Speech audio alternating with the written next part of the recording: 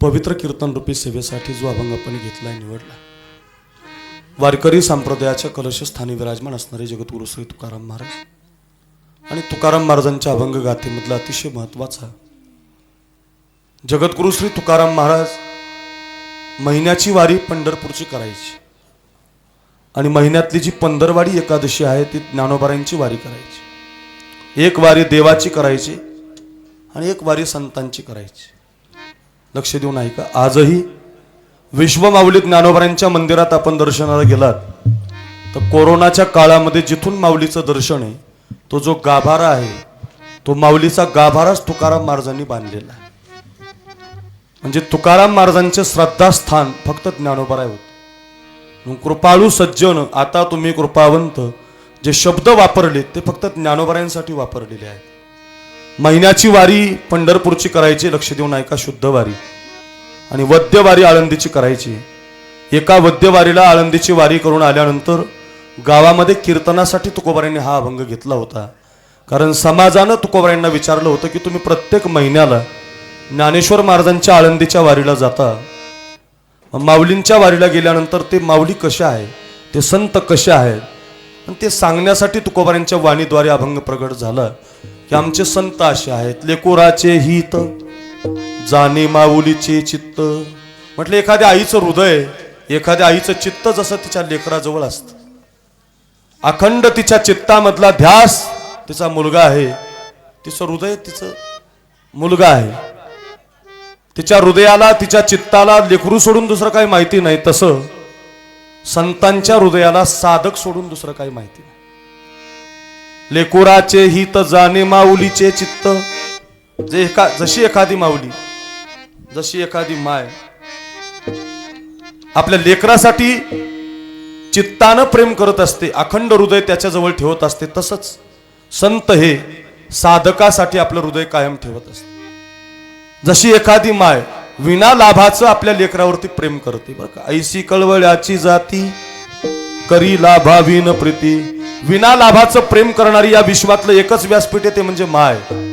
लक्ष देऊन ऐका, स्वार्थासाठी प्रेम करणारे हजारो माणसं जगामध्ये पाहायला मिळतात, दुसऱ्यासाठी जगणारी माणसं कमी पाहायला मिळतात, पण आपलं सर्वस्व देऊन विना लाभाचं जगणारी या विश्वात फक्त माय असते। करी लाभाविन प्रीती, तिच्या जीवनात लाभ नाही, विना लाभाचं प्रेम करते, जशी माय लेकरावर तसे संत विना लाभाचं प्रेम करते। 9 महिने 9 दिवस पोटामध्ये गोळा सांभाळते आणि जन्माला आल्यानंतर त्याचं सर्वस्व सुद्धा सांभाळते। पोटी भार वाहे त्याचे सर्वस्व हित आहे, तसंच ज्ञानोबार आहे। आळंदीला ज्ञानोबारांचे भक्त तुम्ही झालात की तुम्हाला सांभाळतातही, तुमचं मरेपर्यंतचं कौतुकही करतात, असे आमचे संत आहेत। आणि अशा संतांच्या ठिकाणी तुका म्हणे माझे तुम्हा संतावरी ओझे, कसे आहेत संत, एखाद्या आईचं प्रेम जसं लेकरावर आहे तसे आमचे संत आहेत। ही संतांच्या एक संत जीवनाची भूमिका या अभंगामध्ये तुकोबारांनी मांडलेली आहे। आपण ते आपल्या आईच्या निमित्तानं थोडासा अभंग निवडला आहे आणि ते आईचं चिंतन आपण पाहण्याचा प्रयत्न करूया।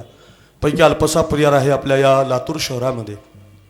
गेल्या वर्षी कॅन्सर सारख्या रोगानं आपल्या सगळ्यांचे लाडके असणारे दत्ता भाऊ दत्तप्रसाद नाथाराव रुक्मे आणि ओमप्रकाश नाथाराव रुक्मे या दोनही भावांची आई आणि नाथराव कृष्णनाथ रुक्मे यांच्या सौभाग्यवती कैलासवासी सौभाग्यवती कुशावर्ता नाथराव रुक्मे यांच्या वर्षश्राद्धाला पुण्यस्मरणाला आपण एकत्रित आहोत।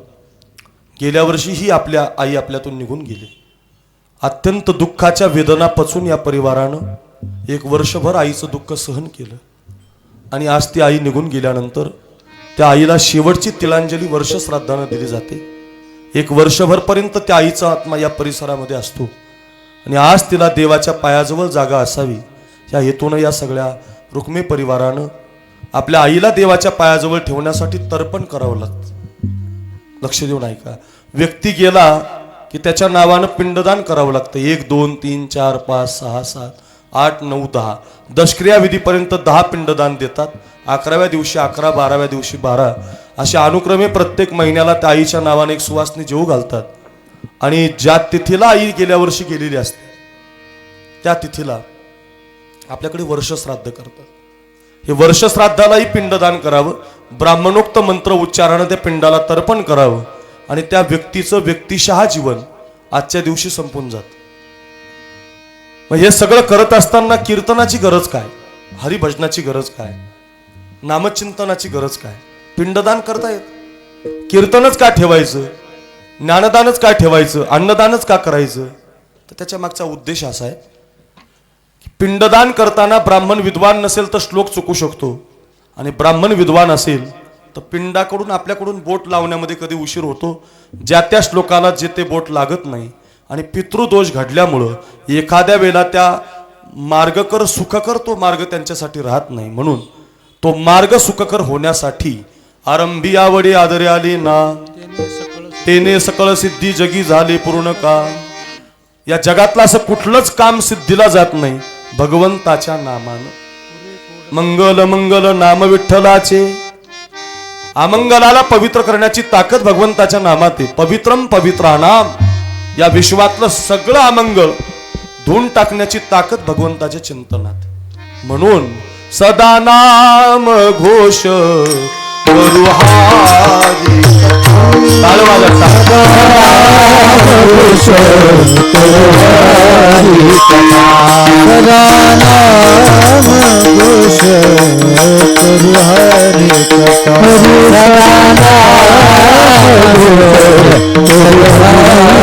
कथा. तेने सदा चित्ता समाधान.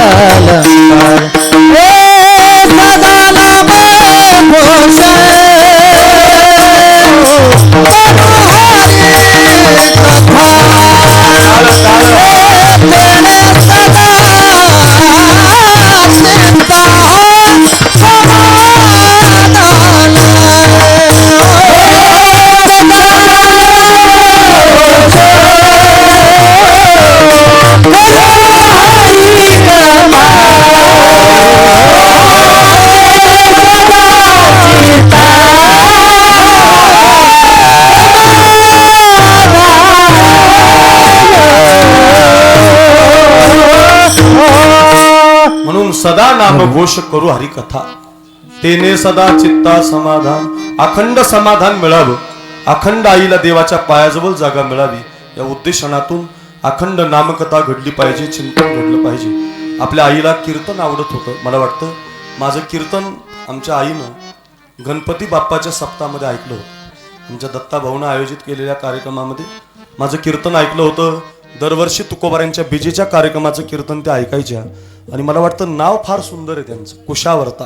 क्या बात है. वाचे म्हणता गंगा गंगा सकळ दोष जाती भंगा. बर का. दृष्टी पडता ब्रह्मगिरी त्यासी नाही यमपुरी. या अभंगाचं तिसरं चरण आहे. कुशावर्ता करिता स्नान. कुशावर्ता हे त्र्यंबकेश्वरला गोदावरीचं नाव आहे. ज्यावेळेला गंगेचा उगम ब्रह्मगिरी पर्वताहून झाला तर ती गंगा कुशावर्ता नावाच्या कुंडात येऊन थांबली. अशी कुशावर्तामध्ये पावन करणारी माय गेल्या वर्षी निघून गेली आणि त्या आईचं हे वर्षश्राद्ध थाटामाटात लातूर शहरामध्ये या दोनही मुलानं त्यांच्या पती राजानं या ठिकाणी आयोजित केलंय. या सगळ्या रुक्मे परिवारांच्या वतीनं आमचे मित्र संदीप दादा आणि सगळीच मंडळी, लातूरकर सगळी भजनी मंडळी या सगळ्यांच्या संकल्पनेतून आकुरूर महाराजांचं कीर्तन आयोजित करा असा अट्टहास निर्माण झाला आणि त्या संबंधातून आज आपल्या या पवित्र आईच्या वर्षश्राद्धाला कीर्तन करण्याचा सुयोग जीवनामध्ये प्राप्त आहे.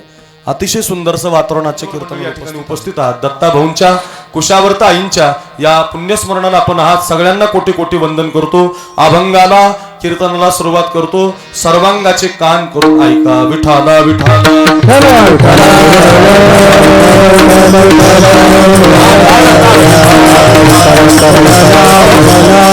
एका आईचं पुण्यस्मरण आहे. एक आई आपल्यातून निघून गेली आणि आता आई निघून गेली आणि ते पुण्यस्मरण करत असताना समाजाला आईच कळावी म्हणून एक आईच्या संबंधातलाच अभंग घेतलाय की संतांना तुकोबरायांनी आईची उपमा दिली. तुका म्हणे माझे तुम्हा संतावरी ओझे.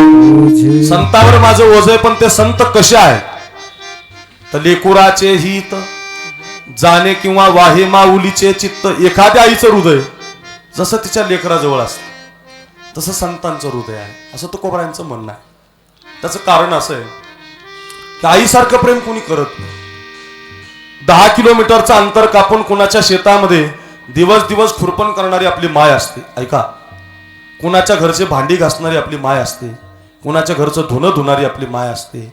ऐका ना, 10 रुपये 5 रुपये 20 रुपये कमवून तुमच्या माझ्या शिक्षणाची व्यवस्था करणारी माय असते. आणि सांगू द्या, नांदायला आल्यापासून दारुड्या नवऱ्याबरोबर संसार करणारी माय असते.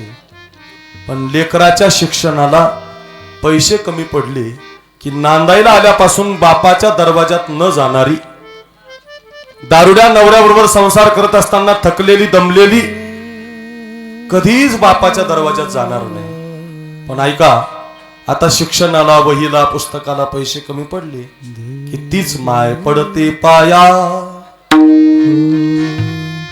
तुमच्या बाबा काय मागणे मागू बाबा. थोडी राग आहे थोडी.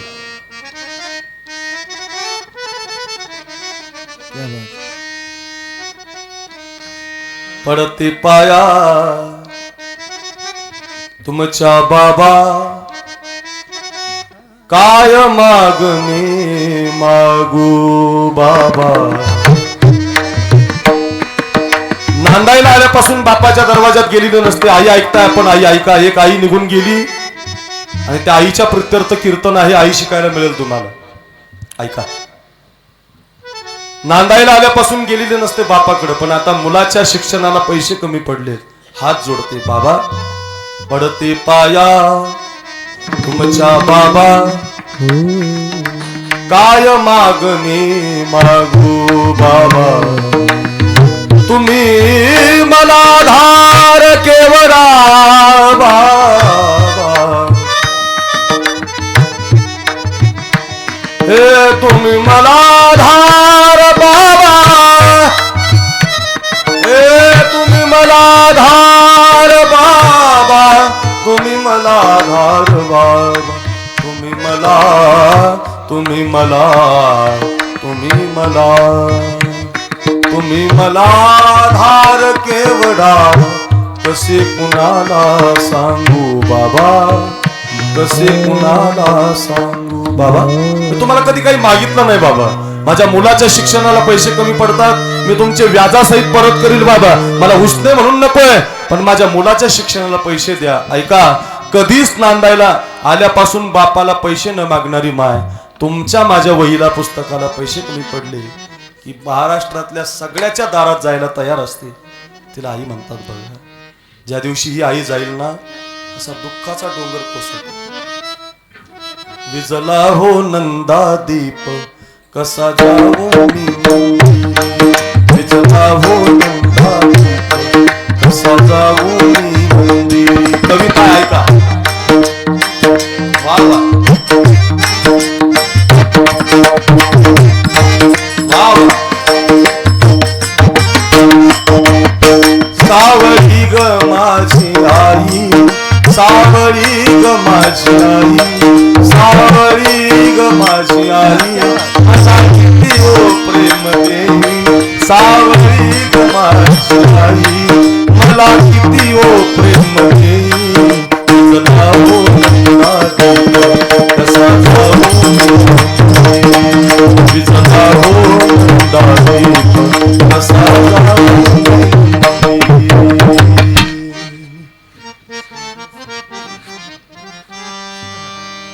सावळी ग माझी आई, मला किती वो प्रेम देई विजला हो नंदा कसा जाऊ मी मंदिरी. ज्या दिवशी एखाद्या मंदिरातला नंदादीप विजावा आणि ते मंदिर भंग व्हावं, ज्या दिवशी आपली आई जाते ना, तितकं दुःख होतं बघा आपलं. म्हणून आज आमचे दत्ता भाऊ आणि ओम प्रकाश या दोघांनी म्हटलं पाहिजे, प्रेम स्वरूप आई वात्सल्य सिंधू आई बोलावू तू जाता मी कोण त्या उपाय. प्रेम स्वरूप आई वात्सल्य सिंधू आई बोलावू तू जाता मी कोण त्या उपाय.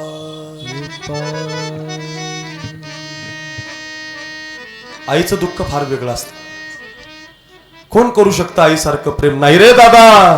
अनेक संतांचे अभंग आहेत. मातेची चित्ती अवघी बाळकाची व्याप्ती तिह विसरे आपुला जवळी घेता शिन गेला. या विश्वातल्या सगळ्या संतांना सांगितलं आईसारखं प्रेम कोणी करत नाही. सबसे बड़ी माँ, आवाज द्या गायका. सबसे बड़ी विको द्या, विको आवाज. माझ्या माईक सांगता का? माँ, सबसे बड़ी सगळ्या गायकांच्या माईकला आवाज. सबसे बड़ी माँ, सबसे बड़ी है माँ, सबसे बड़ी है. अरे दादा नो, या विश्वामध्ये आईसारखं कोणी नसतं रे राजा.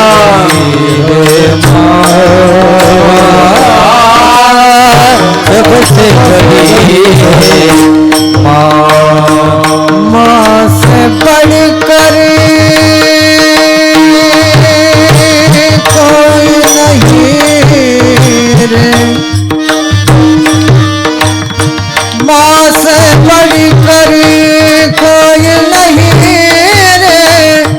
देती है ये दुआ,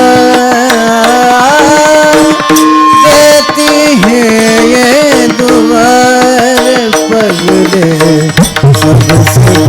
बड़ी सबसे बड़ी सबसे बड़ी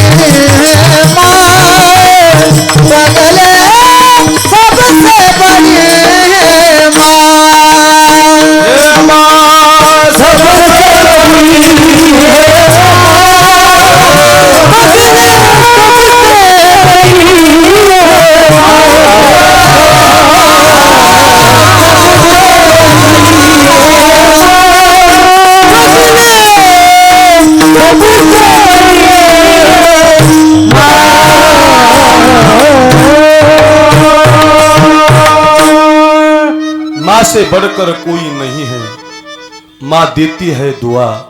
या विश्वात आई सारखं प्रेम कोणी करत नाही. सांगू द्या, एक बालू नावाचा मुलगा होता, रोज शाळेमध्ये जायचा. पहिलं चरण कळलं तुम्हाला. आईचं प्रेम किती असतं लेकरावर. एका आईचं चित्त लेकराजवळ काय असतं आणि आई मुलासाठी काय करू शकते. अभंगाचं पहिलं चरण कळलं. कथा नीट ऐका. बालू नावाचा मुलगा बळीभाऊ रोज शाळेमध्ये जायचा. शाळेतून घरी यायचा. एक दिवस असं झालं, आता बाळू 7वी पास झाला होता आणि शाळेतून घरी आल्यानंतर त्यानं आईला विचारलं, आई आज वर्गातल्या मुलानं मला चिडवलं गाय. आई सांगतोय ऐका, एक आई नाही आपल्यात, आईसाठी जमा झालात आपण. हे आई, आज वर्गातल्या मुलांनी चिडवलं ग मला. आई म्हटली, काय चिडवलं रे राजे? म्हटलं आई, वर्गातली मुलं आज म्हटली की आंधळीचा मुलगा आला, आंधळीचा मुलगा आला, आंधळीचा मुलगा आला. मग त्याच्यात काय वाईट वाटून घ्यायचं राजा? मला एक डोळा नाही ना, मी एका डोळ्याने आंधळी आहे. तुला लोक आंधळीचा मुलगा म्हणणारच, काय वाटून? देवाने एक डोळा दिला नाही, आंधळीचा मुलगा म्हटले म्हणून वाईट वाटून नाही घ्यायचं, दुःख नाही करायचं. रोज पोरगा शाळेतून आला की आईला म्हणायचं, आई आज पण वर्गातल्या मुलाने मला चिडवलं गाई. आंधळीचा मुलगा आला, आंधळीचा मुलगा आला, आंधळीचा मुलगा आला, सगळ्या वर्गाने चिडवलाय. का बरं आई तुला देवाने एक डोळा दिला नाही? का बरं आई तू आंधळी आहे? का बरं आई तू डुचकी आहे? का बरं आई तू अशी दिसते? तुझ्यामुळं लोक मला नाव ठेवतात, वर्गातली मुलं चिडवतात. माय म्हणायची जाऊ दे रे बाळ्या, आता डोळा नसल्यावर काय करावं? समजून सांगायची. रोज बाळ्या शाळेत जायचा, गरीब होता, गरिबीतून अभ्यास केला, 10वी 11वी 12वी पर्यंत रोज एकच प्रश्न विचारायचा आईला घरी आल्यावर, आई तुला आंधळी का बनवलं? आई तू एका डोळ्यानं आंधळी का? आई तू डुचकी का दिसते? आई सांग ना ग, तुला देवाने एक डोळा का दिला नाही? रोज विचारायचं. म्हातारी विचारी समजून सांगायची, सोडून द्यायची. आता 12वीची परीक्षामध्ये बाळ्याचा महाराष्ट्र राज्यातून 1 नंबर आला. गरीबाच्या लेकरानं मोठं सामर्थ्य दाखवलं, अभ्यास केला आणि अभ्यास करून महाराष्ट्र राज्यातून बाळ्याचा नंबर आला. सगळ्या गावात आनंदाची बातमी पसरली. आंधळ्या आईनं गावात कुणाकून 10 रुपये 20 रुपये गोळा केले आणि आपल्या लेकराच्या नावानं पेढे वाटायला सुरुवात केली. घ्या पेढा, माझ्या मुलानं देश महाराष्ट्रातून नंबर आणला, माझा मुलगा चांगला शिकला, माझ्या बाप्पाचं नाव केलं, माझ्या कुळाचं नाव केलं, माझ्या घराचं नाव केलं. सगळ्या गावात आंधळी माय फिरली आणि सगळ्या गावाला आनंदानं सांगायला लागली. 2-3 दिवस आनंदात गेले आणि 2-3 दिवसानं गावातल्या शिक्षकांनी, गावातल्या सदस्यांनी, ग्रामपंचायत सरपंचांनी आणि शाळेच्या मुख्याध्यापकांनी बाळूनं आपल्या शाळेचं नाव केलं म्हणून बाळूचा सत्कार करण्याचं आयोजन केलं. आई सांगतो बघा, आई फार गोड उदाहरण आहे, तुम्ही ऐकलेलं नाही, ऐका. बाळूचा सन्मान करायचा, बाळूला मोठं सन्मान चिन्ह द्यायचं, त्याच्या गळ्यामध्ये हार घालायचे, असा सन्मान सोहळा ठरला. मोठं व्यासपीठ लावायचं, शाळेच्या समोर 25 तोफा लावायच्या, गावात त्याची मिरवणूक काढायची, त्याला व्यासपीठावर उभं करायचं, त्याला हार घालायचे, त्याला सन्मान चिन्ह द्यायचं. आपल्या गावचं नाव मोठं केलं, आंधळ्या आईचं नाव मोठं केलं, बाळ्यानं गरिबीतून शिक्षण घेतलं, मग गावानं त्याचा सन्मान ठेवला.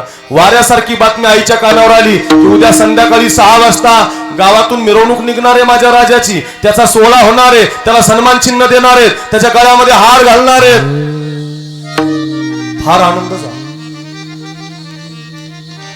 पण सकाळी सकाळी बाळ्या घरी आला आणि बाळ्या आईला म्हटलं, आई तुला माहिती पडलं असेल गावात माझा सत्कार आहे?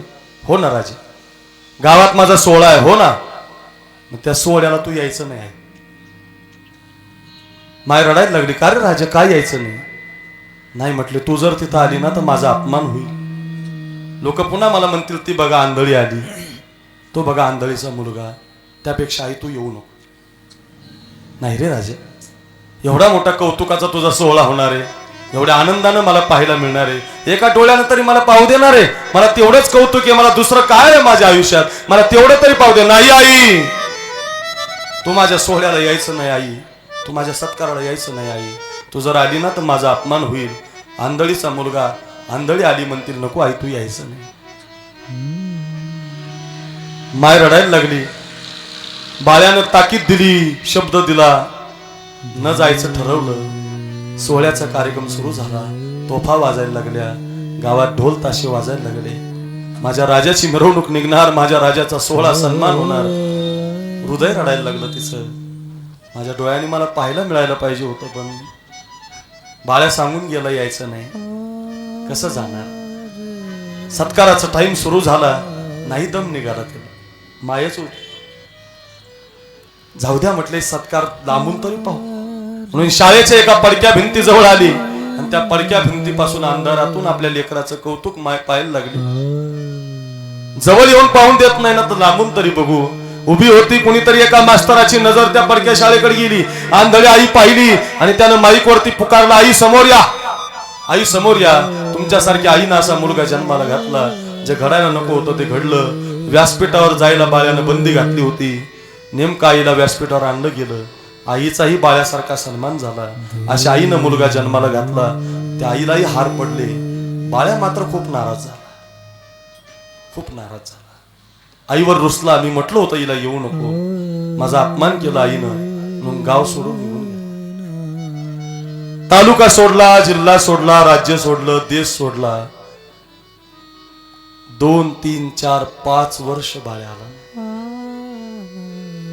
माय बिचारी रोज वाट बघायची, रुसलाय माझ्यावर, जाईल त्याचा रुसवा, आज येईल उद्या येईल. काठी टेकत गावातल्या पोस्टमनकडे जायची. ऐका, रोज गावातल्या पोस्टमनला विचारायची, पोस्टमन साहेब माझ्या बाळ्याचं काही पत्र आलंय का हो? तो माझ्यावरती नाराज होऊन गेला, येईल ना मला भेटायला तो? त्याचा काही समाचार, त्याचं काही पत्र आलंय का?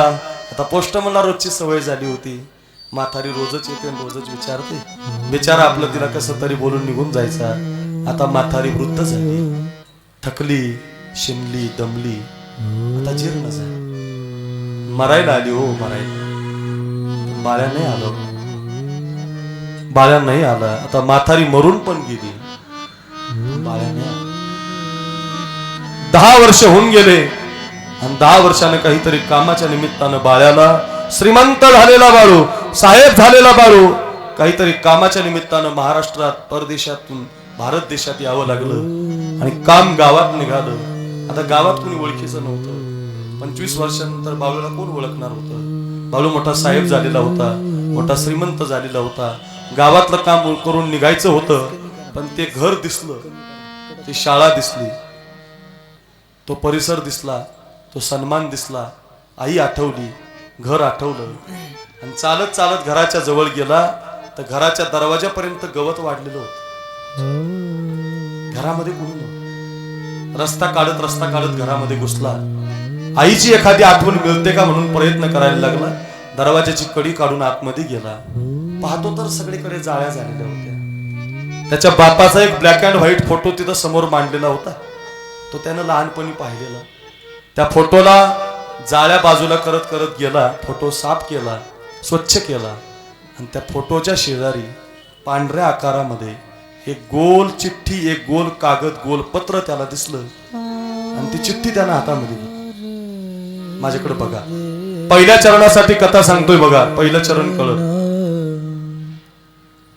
पत्र हातामध्ये घेतलं, चिठ्ठी हातामध्ये घेतली, झरझर झालेला कागद होता आणि त्याच्यावरती काही वाक्य लिहिलेली होती. त्याच्यावर लिहिलं होतं, चिरंजीव बाळू मी तुझी आंधळी माय. चिरंजीव बाळू मी तुझी आंधळी माय. अरे, माझ्या आईनं काहीतरी लिहिलंय, माझ्या आईला मला काहीतरी सांगायचंय. आता बाळ्या वाचायला लागला. जसे तुमचे सगळ्यांचे कान माझ्याकडे आहे तसं सगळं चित्त त्याचं त्या पत्रात लागलं, चिठ्ठीमध्ये लागलं, वाचायला लागला. बाळ्या, तू माझ्यावरती नाराज होऊन निघून गेलास, मला त्याचं दुःख नाही झालं. मी आता थकले, मी दमले, मी मरायला लागले. मी तुझी 5 वर्ष वाट पाहिली बाळ्या, पण तू माझ्यावरती नाराज होऊन गेला, ते आला नाही. पण आता मी मरायला लागले ना रे. आता मी मरून चालले तर जाता जाता तुझ्या एका प्रश्नाचं उत्तर मी या चिठ्ठीमध्ये लिहून ठेवलंय. अरे, माझ्या कोणत्या प्रश्नाचं उत्तर आईनं लिहून ठेवलंय? आणखीन बाळू आता खोल विषयामध्ये गेला, पुन्हा वाचायला लागला. तुमचं सगळ्यांचं चित्त जसं माझ्याजवळ आहे तसंच त्याचं त्या चिठ्ठीमध्ये वाचायला लागला. काय लिहिलंय माझ्या आईनं, कोणत्या प्रश्नाचं उत्तर द्यायचं आईला? मला लिहिलं होतं, राजा तू 7वी पास झाल्यापासून ते 12वीचा नंबर येईपर्यंत शाळेतून घरी आला की रोज एक प्रश्न मला विचारायचा, राजा आई तुला देवानं आंधळी का बनव? आई तू आंधळी का? आई तुला एक डोळा का नाही? आई तू डुचकी का दिसते? रोज विचारायचा तुम्हाला. मी तुला कधीच सांगितलं नाही, पण आता मी मरायला लागले. जाता जाता तुझ्या एवढ्या प्रश्नाचं उत्तर सांगते. बाळ्या, मला जन्म झाला तेव्हा 2ही डोळे देवानं दिले होते. तुझ्या बापाशी माझं लग्न झालं तेव्हाही मला 2 डोळे होते. मी या गावात नांदायला आले, 2ही डोळ्यानं आले. तुझ्या बापाला दारूचं व्यसन लागलं, लिव्हर खराब झालं तुझ्या बापूचं, तुझा बाप मरून गेला. पण माझ्या पोटामध्ये तुझा अंश ठेवून गेला. 9 महिने 9 दिवसानं मला हॉस्पिटलमध्ये भरती केलं आणि माझ्या पोटी तू जन्माला आला. डॉक्टरांनी आनंदाने मला येऊन सांगितलं, आई तुम्हाला मुलगा झाला, आई तुम्हाला मुलगा झाला, आई तुम्हाला मुलगा झाला. माझ्या आनंदाला पारावर राहिला नाही. मी अशा अंगावरचे रोमांच माझ्या उठून उभे राहिले की माझ्या काठीचा आधार आला, माझ्या जगण्याचा आधार आला. मला कोणी नाही, पण आता मी लेकरासाठी जगेल. आनंदाने आनंदाने मी बहरून गेले. पण तो आनंद जास्त काळ टिकला नाही रे बाळ्या. डॉक्टरांनी दुसरी एक अशुभ घटना मला सांगितली, आई तुम्हाला जो मुलगा झालाय ना तो फार सुंदर दिसाय, पण ईश्वरानं त्याला एक डोळा दिला नाही. ईश्वरानं त्याला एक डोळा दिला नाही. मी रडायला लागले, नाही डॉक्टर असं करू नका, माझ्या मुलाला 2ही डोळे पाहिजेत. एका डोळ्याने माझा मुलगा चांगला दिसणार नाही, एका डोळ्याने त्याला जग पाहता येणार नाही. असं करू नका डॉक्टर, काहीतरी करा, पण माझ्या मुलाला तेवढा डोळा बसवा. डॉक्टरांनी मला सांगितलं, आई तुमचा आणि त्याचा रक्तगट एक आल्यामुळं, दोघांचाही रक्तगट एक असल्यामुळं फक्त तुमचाच डोळा त्याला बसू शकतो, या देशातला दुसरा डोळा त्याला बसणार नाही. त्याच्यासाठी तुमच्या डोळ्याचं ऑपरेशन करावं लागेल, तुमचा डोळा काढावा लागेल आणि याच लहानपणात त्याला तो डोळा बसवावा लागेल. मी होकार दिला रे राजा, होकार दिला राजा. तत्कालीन परिस्थितीमध्ये माझं ऑपरेशन डॉक्टरांनी केलं बघ, माझा डोळा काढला आणि तो डोळा तुला बसवला. तेव्हापासून रे लोक मला आंधळी म्हणायला लागले, तेव्हापासून रे जग मला आंधळी म्हणायला लागलं. मला डोळा नाही राहिला, लोक मला आंधळी म्हणत होते, मला दुःख वाटत नव्हतं, कारण माझ्या डोळ्यांतून जग पाहत होता. अरे तुम्हाला डोळा नसेल तर डोळा देणारी माय, तुमची किडनी सफल नाही झाली, किडनी फेल झाली तर तुम्हाला किडनी देणारी माय, तुमचं सगळं जपणारी माय आहे. ते सांगायचंय महाराजांना अभंगाच्या पहिल्या चरणात. लेकुराचे हित, लेकुराचे हित, लेकुराचे हित, लेकुराचे हित,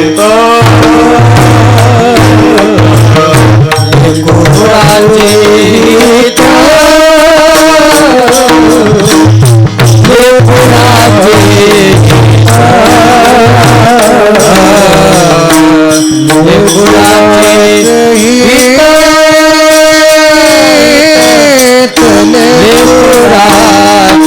हित,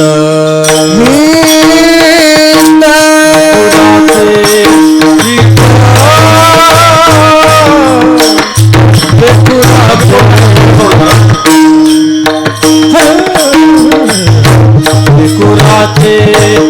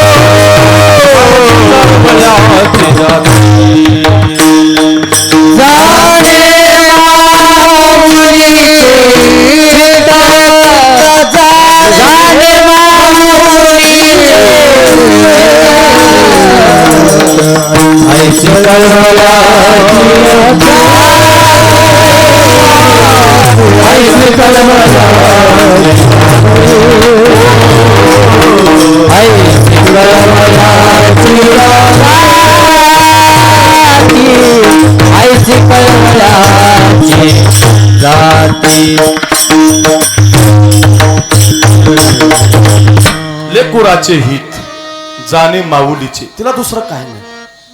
तिचं लेकरू हे तिचं सर्वस्व आहे, त्याच्यासाठी सगळं जीवन आहे. डोळा नसेल डोळा देईल, किडनी नसेल किडनी देईल, तुमचं सगळं सर्वस्व देण्याची जबाबदारी या विश्वात फक्त एकच व्यासपीठ करतं, ते म्हणजे आई असते.